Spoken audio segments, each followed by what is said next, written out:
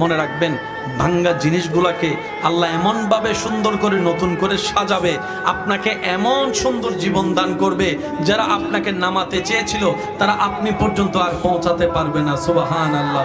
যারা আপনাকে টেনে ধরে নামাতে চেয়েছে তারা অনেক পিছনে পড়ে থাকবে, আপনি রবের রহমত নিয়ে অনেক দূরে এগিয়ে থাকবেন। মনে রাখবেন, শুধু একটু সয়ে যাবেন, একটু ধৈর্য ধরে থাকবেন, একটু সহ্য করে চুপ করে থাকবেন। যত সইবেন তত পাইবেন, যত সইবেন তত পাইবেন।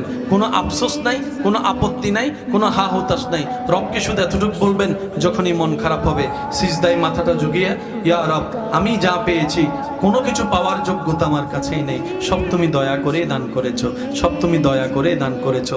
একটা জিনিস পাওয়ার যোগ্যতা আমার নাই, এই চোখ পাওয়ার মতো যোগ্যতা আমার কাছে নেই, এই কান শোনার মতো কান আমার কাছে নেই। আল্লাহ, কোনো কিছুরই পাওয়ার যোগ্যতা নাই, তুমি দয়া করে দেখার জন্য দুইটা চোখ দিয়েছো, তোমার দরবারে শুকরিয়া। সুবহানাল্লাহ।